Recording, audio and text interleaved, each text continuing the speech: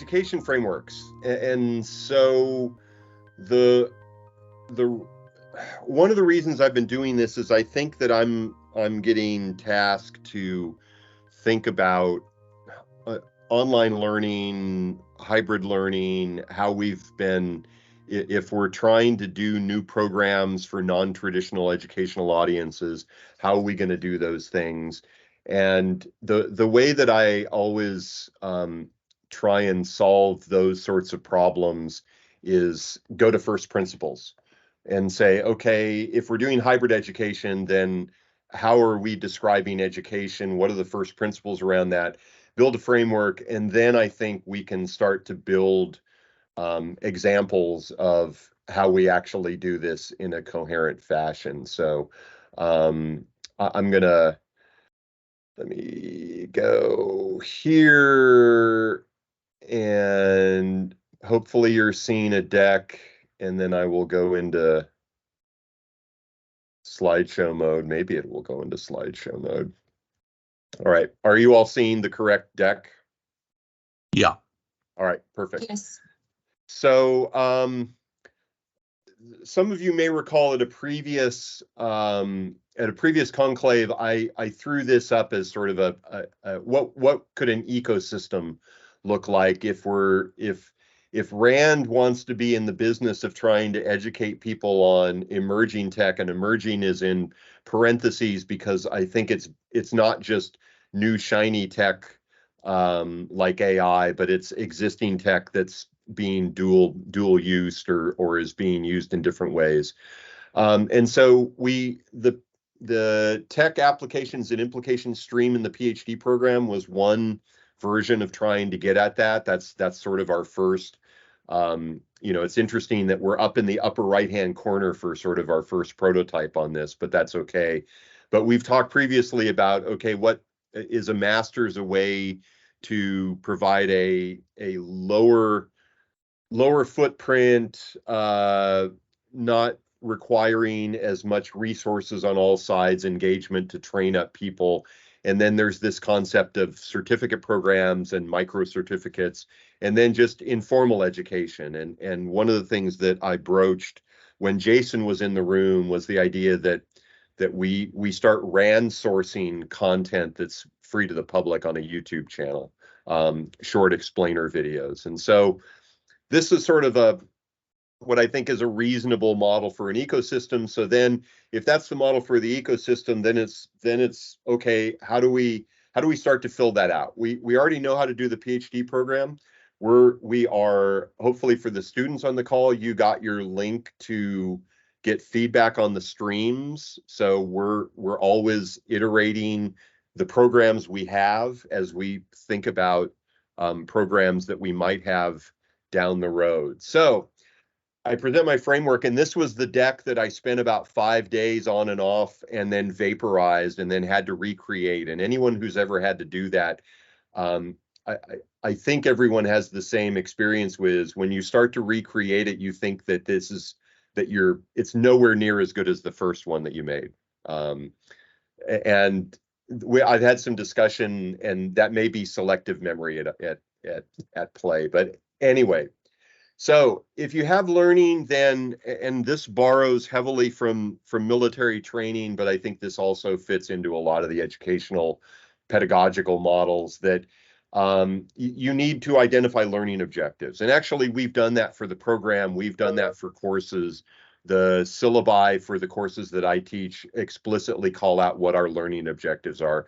They tend to be fairly broad and not highly granular, but these learning objectives, you can kind of target any sort of depth and breadth that you want, but you should have some sort of objective, right? Because if you're trying to achieve learning on something, you need to know what you're aiming at, and the learning objectives are one way to get at what you're learning at. Then when you think about the way that you teach or provide educational opportunities, I break this down into three buckets. So there's content. Historically, you can think of these as lectures. There's engagement. Historically, you can think of this as in-class discussions as one example. And then there's assessment, which is you take a test, you write a paper, whatever it is. These things overlap, and as we've gotten more towards project-based learning over the past couple decades, the content, the engagement, and the assessment kind of blur the lines. But I still think it's useful to think of these three different buckets as you start to design out curriculum. Um, and so then what I wanted to get to was, okay, what's the smallest unit of educational material?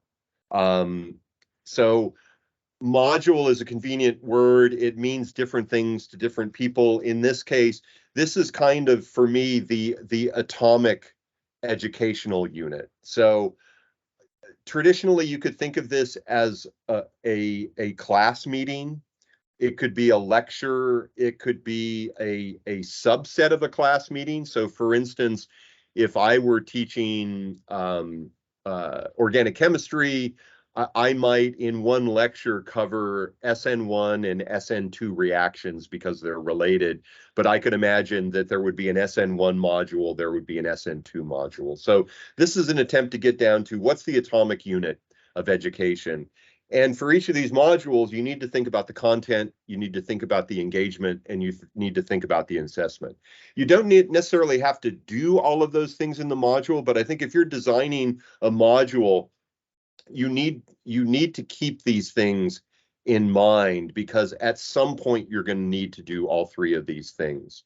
And then if you're doing this correctly, your modules are going to be addressing a learning objective because the goal is to achieve learning. If learning comes through achieving certain learning objectives, then the modules are designed to get at one or more learning objectives for this. Kind of the traditional academic model, at least in higher education, has been around courses. So you could imagine that a course could be made up of one or more modules, and then those courses then map to the learning objectives. So you've this is sort of my constellation of the world here. So you're trying to achieve learning, you've got learning objectives, and then your atomic units that contain some degree of content engagement and assessment are combined in ways that address the learning objectives that achieve learning. And then the other thing is that at some point you have an outcome. So you can think of this as you at the end of the day, you get a degree or you get a certificate or you pass the class. Whatever this is, there's some sort of outcome that is exposed to the outside world, right? Because a lot of this learning stuff is kind of a dirty little secret within the classroom, right? Not a lot of student work is made public, which is a whole other discussion and something that I started doing public exhibition of student work back in the 90s when I was teaching chemistry, but that's another discussion. So here's my map, and we can come back to this, and we can poke holes in it. It's not perfect, but it's enough of a framework that I can start to, I think, lay some broad strokes out. Then I think the other thing that's become painfully obvious with COVID, and I wrote about, I called this broken time and space. I wrote about this in the early 20 teens when we were doing a lot of our virtual reality work for the military. And so if you consider time on one axis and space on another, it kind of breaks into a quadrant. So when students and teachers are physically co-located in real time, that's what's been called the classroom experience, right? Everybody gathered in one physical space and you spent 55 minutes or whatever it is doing whatever it is. You were either engaging in you were either seeing content, engaging with each other, or doing assessment in that classroom. But when you start to think of it, the other thing is that we have had traditionally in education, we have had what I would consider remote and asynchronous, and that's what homeworks, problem sets, all of the things you can think of those as office hours maybe, but these are the things that you don't do collectively as a group, and they're asynchronous, and you sort of do them on your own thing. Then we've got what we are doing right now, which is this is synchronous, but it's remote. So Teams, Zoom, whatever platform you want to do, we're not physically co-located in the same space, but we are synchronous. That means that the synchronous aspect gives us some affordances that we can take advantage of. We can communicate in real time and get feedback, but there are limitations in the remote platforms in that since everyone's not in the same room, you aren't able to see body cues. There's a lot of nonverbal information that gets lost in the mix on this. And then the fourth quadrant is this when you're co-located and it's asynchronous. And I've always struggled to come up with this. It's kind of like if everybody gathers to watch a movie, right? That movie is asynchronous. It was produced at a different time, but you're co-located. What I've landed on, and that's what I described it when I was writing 10 years ago on this. What I think of this now is a collaboration space, and this is a blurry, right? These lines, I should have drawn them as dotted lines because these things all blur to some degree. But some of you may have worked on large projects or even small projects where you created, we used to call it a war room. So if we were working on a large prototyping project at USC and we had like narrative elements that we were doing and we had construction elements because we had to build things and there were programming, we would take over an empty room and we would fill up the whiteboards and we would have post-it notes and we would have timelines and all of that sort of stuff. And so the advantage to having that physical collaboration space was people could come in and collaborate in real time, but also people could go in there, work, move things around on the post-it notes, leave different things, and then other people could come in. So it was a persistent space. There are now persistent virtual spaces that we have. Teams does, whiteboarding and whatnot, but that's one example of that. So the blue square may be the least interesting for what we're thinking about with hybrid learning, but maybe not, because that comes down to another consideration around residency. For those that have taken Tech and Society, this may bring back good or bad memories, but this is just proof that I eat my own dog food. So as I'm going through this, I want to do a what, how, why analysis on everything that I've laid out. So if there's a learning objective, how is it going to be achieved and why is it important? Because if you can't explain why the learning objective is important, then it probably is not a learning objective. So what's the content? How is it delivered? Again, why is it important? In that case, you're saying it's important is that it supports a learning objective. So this is why I put that diagram hierarchically, because the learning objectives end up being a touch point for all of the things that you're creating in the learning experience. And then what is engagement? How do you achieve it? Why is it important? Again, look at the learning objectives.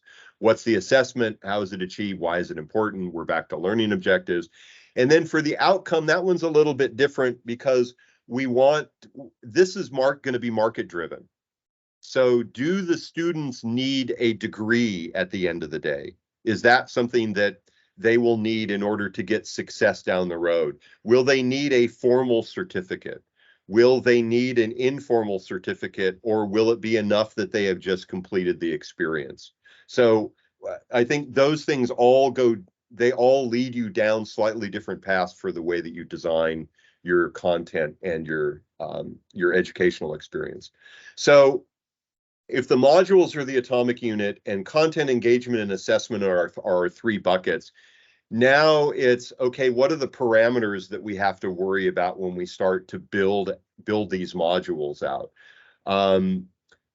You can imagine that if you're building a module, you have to think about what aspects are synchronous and what are asynchronous. Are there elements that need to be physically co-located, or can it be done 100% remote?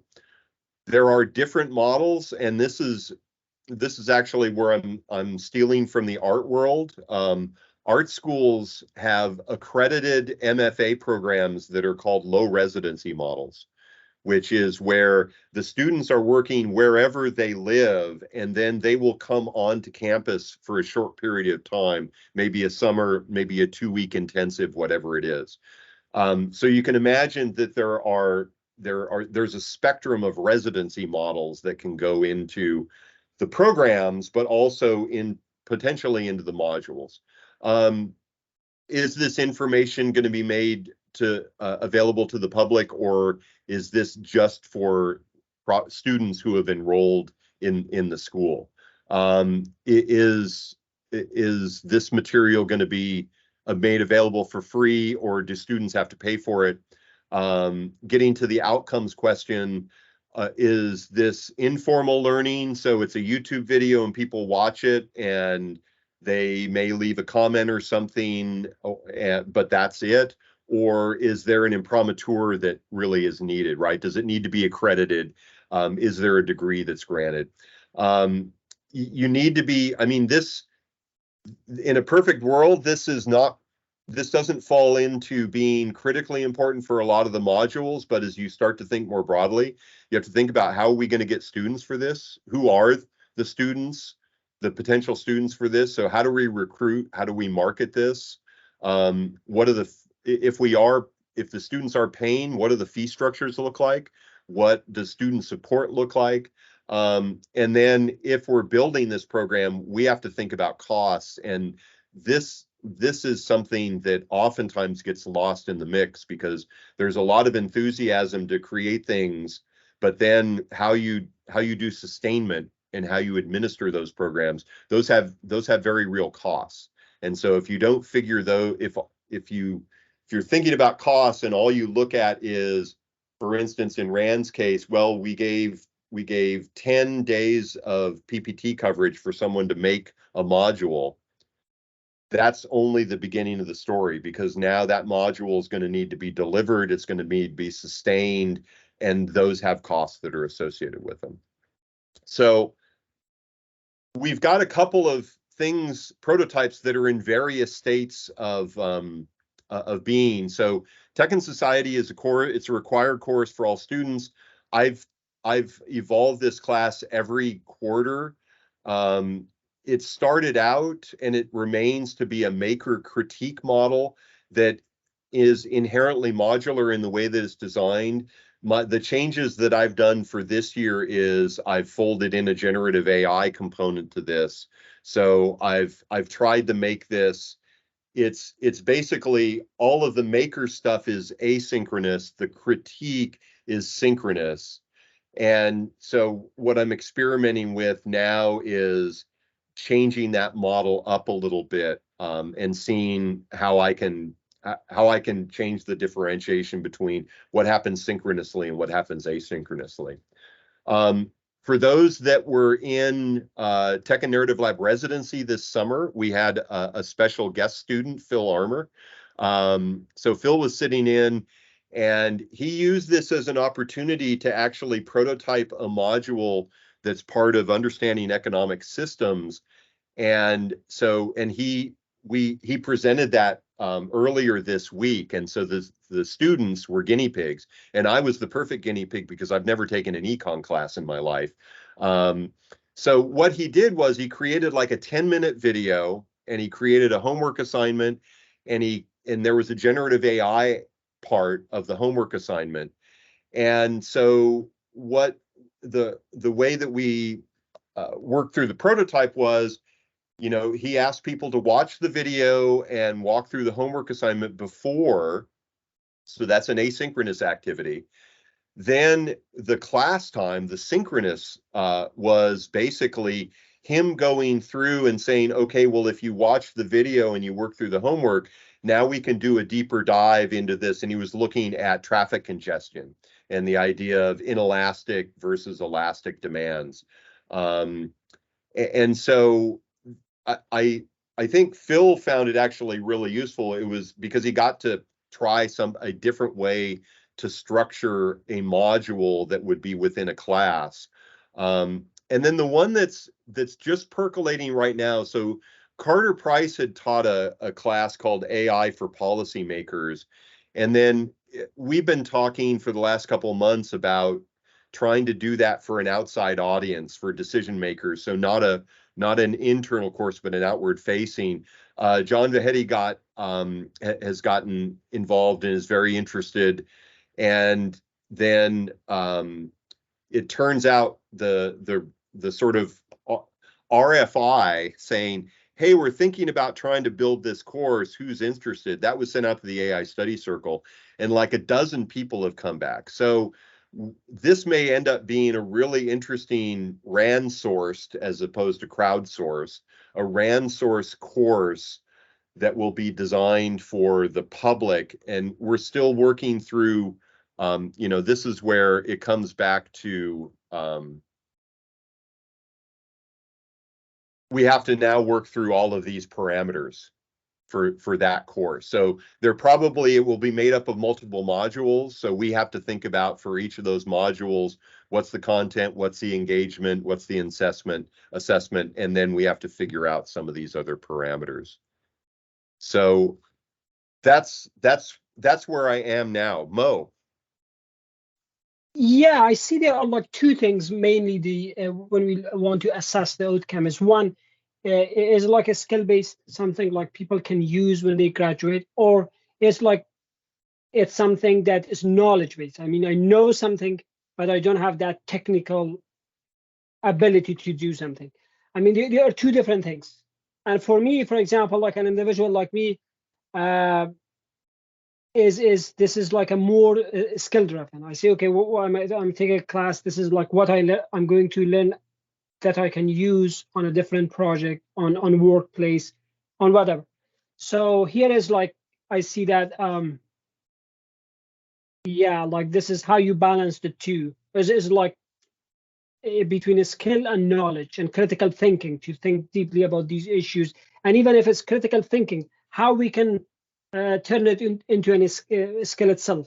I mean, is it like, can we teach that like as a skill-based approach? Is teachable like a skill? I mean, yeah. So you remember I said that I made a deck and then it vaporized, and then I rebuilt the deck. Yeah. You just reminded me that under learning, I had two boxes. One was skills and the other was critical thinking. Awesome. And so, and I'm taking notes on the deck because so violent agreement. And I think that this is one of the challenges that we face, especially in emerging technology, because I would argue that understanding how to learn and critical thinking is really important in emerging tech, almost more than the skill side is, because I think there's a tendency to focus on the skills, and the problem is that the field changes so quickly that those skills perish or they change. And so this is where Phil and I have had a number of discussions about this. We haven't solved this one yet, but I asked him whether or not students need to do calculus to understand economic concepts, or whether the calculus was just a mechanical process, right? And we don't have a good answer for that, because you can, and it's funny because I went through Phil's module and he didn't have a lot of calculus in that. It's been a while since I've done calculus, so it's all fuzzy to me. But he did have different, it's just the little things that throw you off. So for instance, he had EQ for equilibrium, and I'm like, no, K is equilibrium. That's obviously economists never took chemistry classes, otherwise they'd know that equilibrium was K.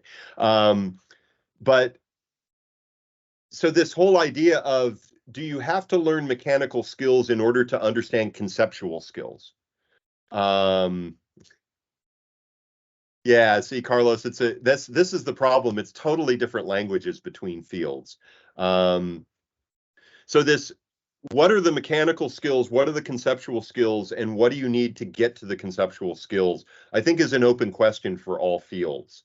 But what I'm trying to do with this is, can we actually step back, and now as we start to design hybrid learning material, this is actually a question that we should be asking. Because just because we've always learned calculus as part of doing econ doesn't mean that we need to do it now that an LLM can do econ, or I mean, can do calculus, right? So it's kind of like, we don't worry about students doing math problems because they have calculators. So yeah, Stephen, I know I'm putting things into very, very narrow boxes. So there you go. Zara, I think you had your hand up. Yeah, so I wanted to I like how you framed it in terms of like content, engagement, and assessment. I think of all the three, I think the toughest, especially when it comes to remote and hybrid, is engagement. And I think part of it is the concept of people can multitask nowadays once their cameras are off and all of that. But I think it would be interesting to see what tools could like increase engagement, especially for online learning, because I think that's the toughest one.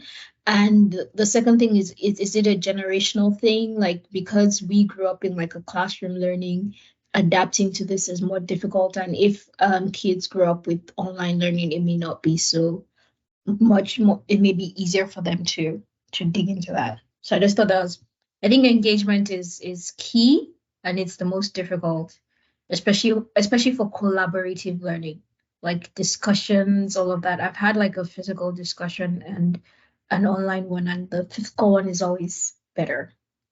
Yeah, so and I'm taking notes. So I agree that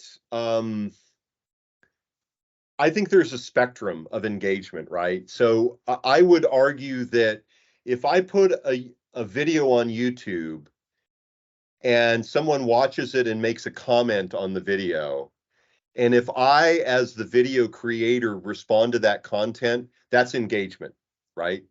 It may not be the deepest engagement or the most profound, but I would put that in the engagement bucket. Now it's a question of, is that necessary or sufficient to get things, to move the needle? And I think that's where I think we're going to have a spectrum of engagement. And I think this is why there's a very good argument for doing low residency programs instead of 100% remote programs. Because I think there is something, because humans are humans, and I've written about this a decade ago, there's something different about humans interacting in the same physical time and space than when they're doing it remotely or they're doing it asynchronously. So my hunch is the sweet spot is in this low residency where you bring people together. It can be for a week, a year. I think maybe that's sufficient for certain things, but just this idea of gathering people in the same time and space for some degree so that you get that really rich engagement capability. And then if you have enough of the lower fidelity engagements, that would hopefully aggregate into something that results in worthwhile learning. At least that's my theory.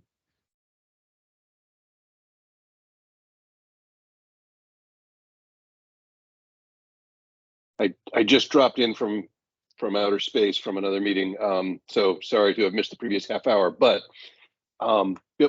building on what you just said, my wife actually did a low residency master's in I don't know, like nonprofit development stuff at Goucher College that had this format where it was 2 weeks of living together, spending 24 hours a day together.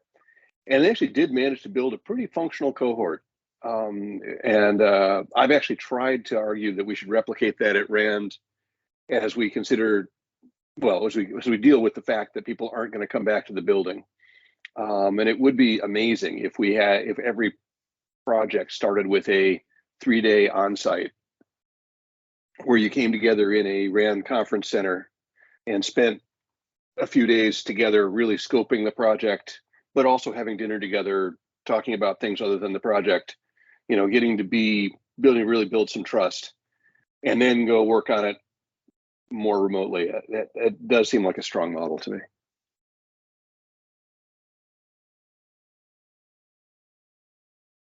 Yeah, the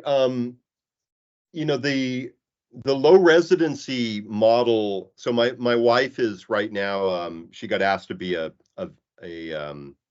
mentor in the Vermont College, Maine College of Art, I don't know, East Coast College of Art, low residency program. So the student is actually in Orange County, and the student will go back to the East Coast for, I think, summer. But the rest of the year, they're at home making work and working on things, and presumably, doing Zoom classes. And then they have these mentors. And so what my wife will end up doing is, because it's drivable for them to meet in the middle, they'll probably meet at Cal Arts in Valencia. And because she has to go there anyway once a week for teaching. But then she does some Zoom meetings with the students, and then they meet. So they've got this sort of this double-headed residency, and Rand is perfectly set up for this, right? Oftentimes we have projects where people are in Santa Monica, people are in DC, people are in Pittsburgh, and you could imagine that those become your low residency nodes, and that the teams will do, fairly consistent remote interactions, but then you would pick one of those locations to do an in-person for the low residency piece of it. Mm-hmm. So Stephen, do you want to? I'm also in agreement on how this is going to play out, but I think this is worth actually teasing out maybe a little bit more. Yeah, I mean, the idea is that, this really keys off of what Zara said. We now have, learning generations in school now for whom, computers, long distance chatting, streaming, et cetera, it's inconceivable to them that there was a world without it. So does that mean that they would find, hybrid approaches to education more conducive, that they would be able to get meet as many of the learning objectives that have been set, using those means as opposed to the ones that, you and I grew up with, Todd? And it may be that's so, but it's unclear exactly how far that extends and where kind of the fundamentals of human interaction and just the way the human brain is wired might introduce barriers so that it couldn't go to the extreme. I mean, Robert Heinlein always said that the definition of a university is a teacher sitting on one end of a log and a student sitting on another end of the log.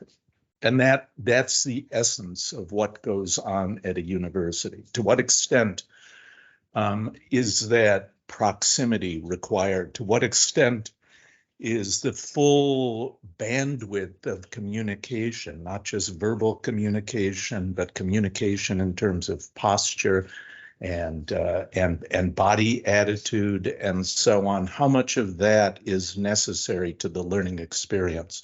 I'm certainly not an expert in this, but I think that really is kind of a key question to address. And it probably also has something to do with the content that you are trying to convey. Maybe yes, maybe no. Maybe, a literature class is more difficult to conduct than one in which you are going over, principles of Euclidean geometry.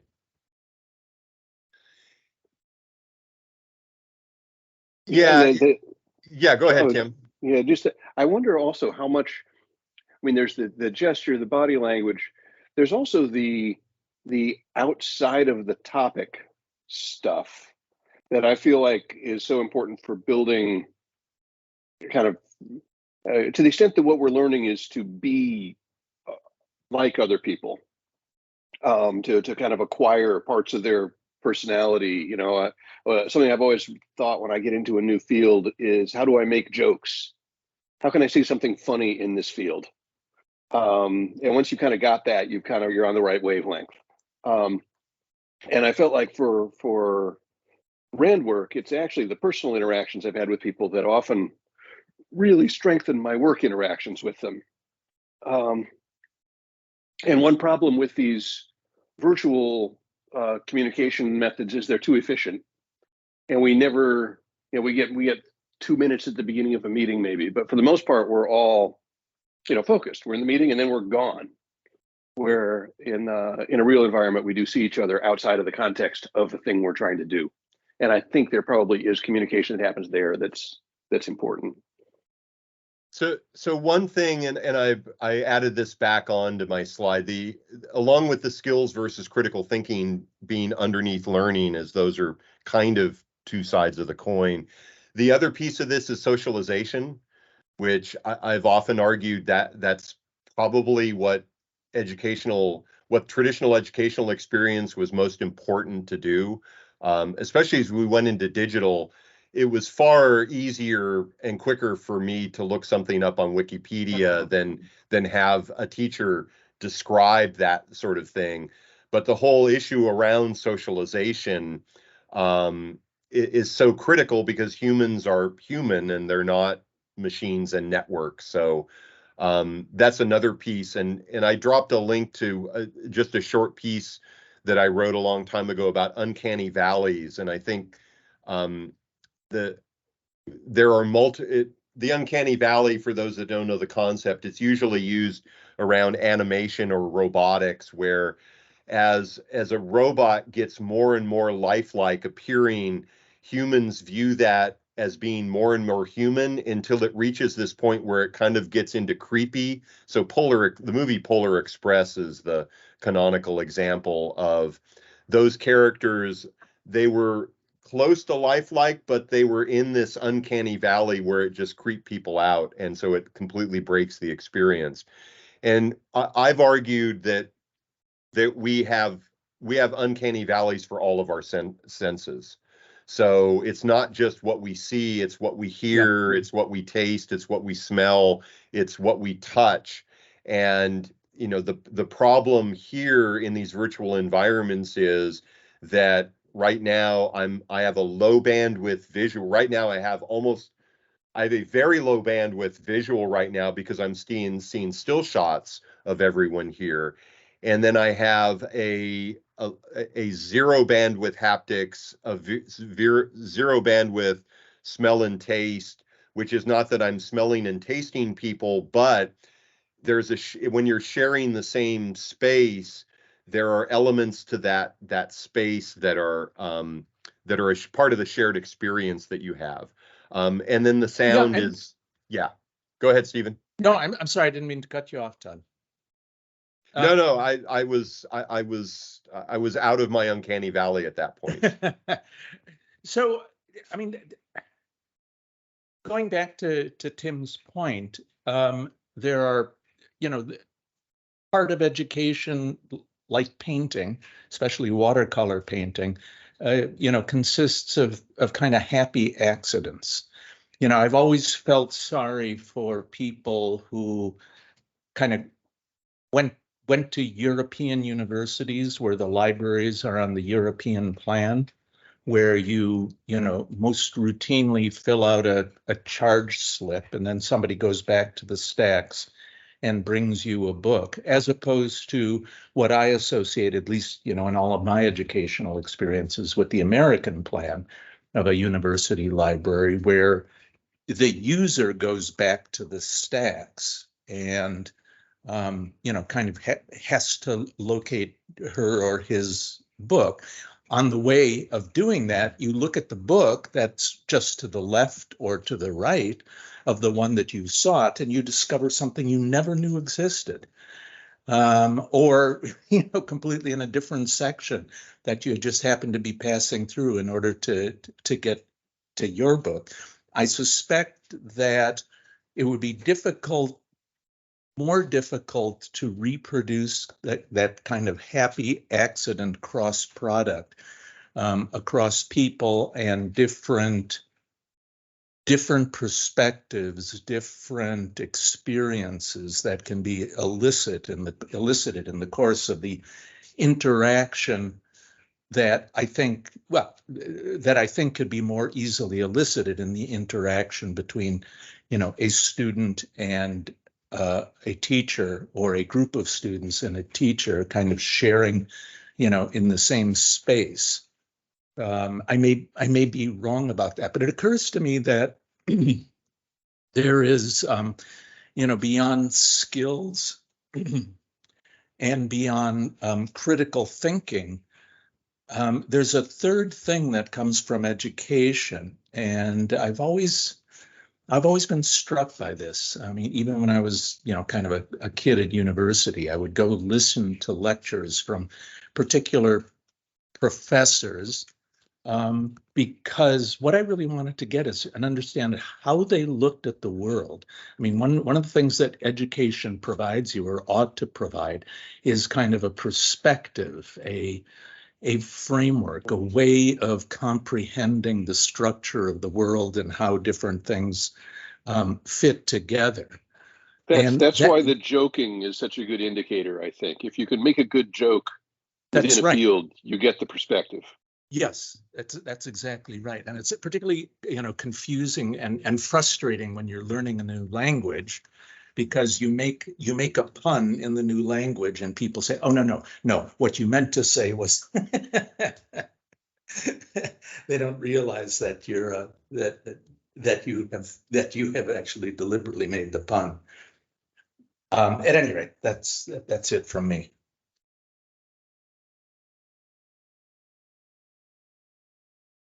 Well, Tim, I'm gonna add, can you make a joke as a learning objective for all courses going forward?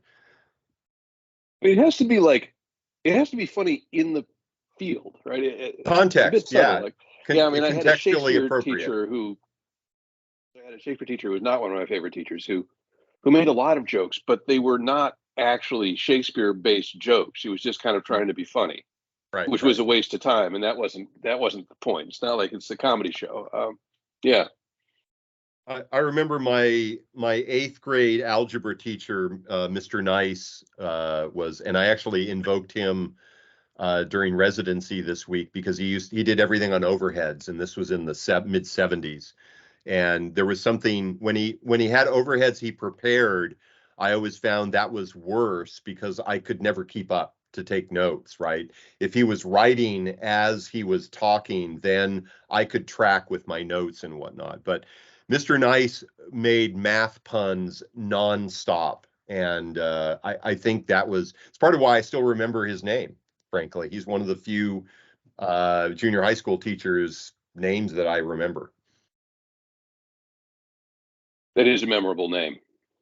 It is, and it was funny because it was he was totally misnamed, because he was totally I liked him, but he was I liked the sort of snarky, sadistic teachers, and he was one of those. So, Carlos, have you never seen an overhead projector? I was just messing around. Okay. I remember them from like first grade. Oh, yeah, the good old days. I also remember in the 80s, when you would go to a chemistry talk, the slides, they were 35 millimeter slides. And they were all, the font and the symbols were white on dark blue. And that was the way everyone did them. So That is scientifically a very bad idea. You're trying not to fall asleep in a lecture. You actually want as much. The white background is standard for a reason. You don't want people's melatonin levels going up. Well, I will use black in certain instances because black is more dramatic. So if you're trying to sort of heighten the drama, then a black background. But yeah, for general purpose, white is safe. So for many years in one of the divisions that will go unnamed, there was they insisted on using a PowerPoint format that had a black background and really what I thought were kind of ill-chosen colors. I discovered after several years of kind of grumbling in the ranks over that the CA who was the chief designer of that presentation system was colorblind. I am. Yep. All right. Well, thanks for indulging me in this. It sounds like I didn't present anything that was like egregiously wrong. My hope is that this will actually be useful because if we're trying to, I think the way to build a program is to build prototypes and then continue to build. But I want the prototypes to come out of a framework that we've looked at. We have a set of parameters that we look at this, that we have a sort of flow that we understand as we design these things. So we'll see where it goes. The AI for decision makers, I think, is going to be really interesting because we will see how crowdsourcing that type of material ends up working out. Zara. Yeah, so I wanted to bring up one part of it. I'm curious to see like the international angle in terms of like international students and schools. So there are two sides to it. I find sometimes like the online version of things exciting because it means that it takes away whatever barriers to resources that people on the other side of the world have access to. So somebody can actually pick up this course somewhere in Nigeria. I remember when Harvard started like the open source classes, everyone was excited and putting these things online. That was a very good use of it. But there's also like the cultural knowledge you learn from moving to like the US to come and discover, to work with people here, that especially what I'm experiencing now. So I think it's interesting to see that line or just consider that. Yeah, I would, I could throw that in the socialization bucket, but I think I just took down the notes because I think on the previous deck I did add something about international, considering your audience, because if you're thinking about if you're thinking globally, then you do have to take cultural issues and then how to communicate those. And then there's also RAND culture, and to the extent that we're trying to impart the good parts of RAND culture to our educational audience, we need to consider that. We also should probably try and prune out some of the less good parts of RAND culture. So like showing up at meetings half an hour late. No, that one you get a pass for, but having, if I need a PPT to the bathroom, to go to the bathroom, then I think we have problems. So yeah.